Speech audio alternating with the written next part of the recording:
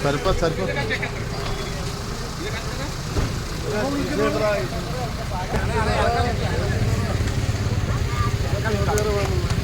నుంచోనా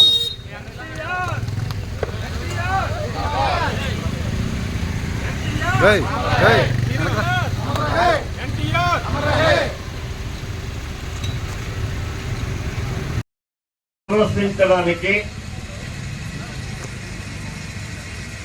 ఏర్పాటు చేసుకున్నటువంటి సభ ప్రజా వేదిక. ఈ వేదిక మీద ఉన్నటువంటి పెద్దలందరికీ మళ్ళీ ఏ ఒక్కరు మర్చిపోయినా గొడవ మనం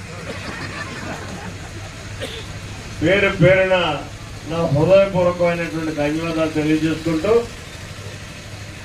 ఎప్పుడు ఎంతో ఆప్యాయత అనురాగాలతో నన్ను ఆదరిస్తున్నటువంటి మల్లిశాల గ్రామ సోదరీమణులు సోదరులకు ప్రత్యేకమైనటువంటి హృదయపూర్వకమైనటువంటి ధన్యవాదాలు.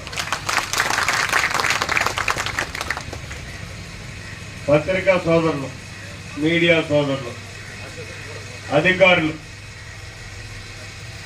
అందరికీ పేరు పేరున నా హృదయపూర్వకమైనటువంటి ధన్యవాదాలు. ఈరోజు మీరు అధికారం ఇచ్చి 100 రోజులు భయపడ్డది. ఈ 100 రోజుల కాలంలో ప్రభుత్వ పరంగా చంద్రబాబు నాయుడు గారు రాష్ట్ర ముఖ్యమంత్రిగా, పవన్ కళ్యాణ్ గారు ఉప ముఖ్యమంత్రిగా సమైక్యంగా పనిచేసినటువంటి కూటమి ప్రభుత్వం ఏం చేసింది, రాబోయే రోజుల్లో ఏం చెయ్యాలి అన్న దాని మీద ప్రధానంగా ఈరోజు ఈ ప్రజా వేదికను మనం నిర్వహించుకోవడం జరుగుతుంది. అంటే మేము ఉపన్యాసాలు చెప్తే సరిపోదు, మీరు అడగాలి, మీరు చెప్పాలి. ఇది మంచి ప్రభుత్వం అని చెప్పి మీరందరూ మనస్ఫూర్తిగా ఒప్పుకుంటున్నారా? అక్కడ రాధాకృష్ణ గారు అసలు దొంగ స్థానంలో పొందినందుకు మేము చాలా కృతజ్ఞులు. ఈసారి మనం చేయాల్సింది సరే. నేను చెప్పాలనుకున్న అన్ని కూడా మా అప్పలజీ గారు ఫేవరెట్ చదివేశాడు, భద్రంగా చెప్పేశాడు. మీకు కావాల్సినటువంటి కోరికలన్నింటినీ కూడా సింపుల్ గా సర్పంచ్ గారు మొగుడు చెప్తే వాళ్ళ తమ్ముడు సూర్యబాబు గారు మొత్తం చదివేశారు. మనసు ఉన్నటువంటి ప్రభుత్వం ఇవాళ పనిచేస్తుంది ఈ రాష్ట్రంలో. ఖచ్చితంగా తొందరలోనే నిధులు సమకూర్చుకొని మైనారిటీ వ్యవస్థను పరిరక్షించడం కోసం మసీదులకి డబ్బులు ఇస్తాం, చర్చలకి డబ్బులు ఇస్తాం. ఓకే సార్, ఆ మైకం కోరికి ఇచ్చేస్తే ఎంత అన్నది కాదు, ఊరు రోజు అన్నది కాదు, రాష్ట్ర వ్యాప్తంగానే ఇస్తున్నాం. చంద్రబాబు నాయుడు గారు నిర్ణయం తీసుకున్నారు, దానికి ఇస్తున్నాం.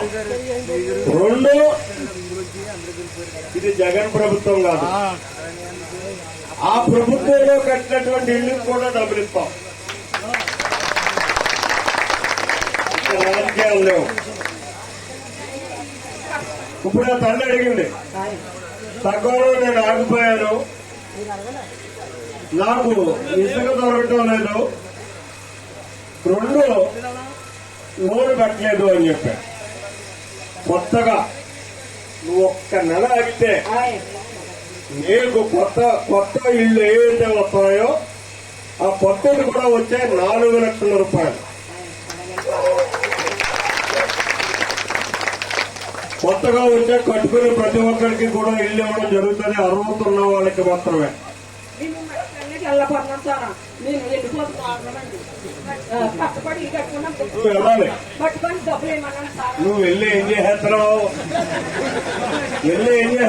నీకు తెలుసు నాకు తెలుసు. వెళ్ళి ఎంతవరకు ఏం చేసుకుని చెట్టు కుట్టావు, నీ 200 నీకు ఇస్తారు. అమ్మా నీకు భర్త కొడుతుందా, భర్త లేడా? ఇప్పుడు నువ్వులోనే సైట్ ఓపెన్ చేస్తున్నారు. మీ సచివాలయానికి వెళ్ళి నువ్వు పెట్టించుకో. సచివాలయ ఎవరండి దానికి చేసి బాధ్యులు ఎవరు? సచివాలయంలోనే నువ్వే కదా, దృష్టిలో పెట్టుకో. ఇటువంటి కేసులు ఎన్నున్నా సరే నువ్వు పెట్టు. నిన్నే చంద్రబాబు నాయుడు గారు అనౌన్స్ చేశాడు, కొత్త పెన్షన్లు ఇవ్వబోతున్నావు అని చెప్పేసాను. నేనేమంటానంటే నిర్మూలనగా అన్నారు, నువ్వు పెన్షన్ తీసేయని అంటున్నాను. మీరు నన్ను కొట్టినా తిట్టినా సరే తీసేయాలి కదా.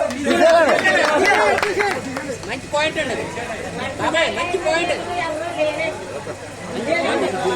ఖచ్చితంగా నీకు నన్ను పెన్షన్ చేయడం జరుగుతుంది. జనవరి నెలలో పెన్షన్ ఇవ్వడం జరుగుతుంది. నువ్వు మాత్రం పెట్టుకో. ఓకే రావాలి. 6వ తారీఖు చెప్పు.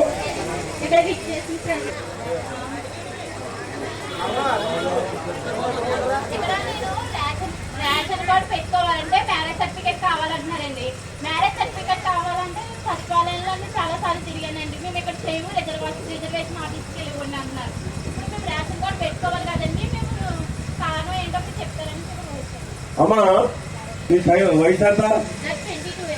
22 వచ్చా నిజంగా? ఆధార్ కార్డు చూపించమంటారంటే ఇప్పుడు నువ్వు నీ పెళ్లి కార్డు, నీ ఆధార్ కార్డు, మీ డిజిటల్ అసిస్టెంట్కి అతను దాన్ని నోట్ చేసుకుంటాడు.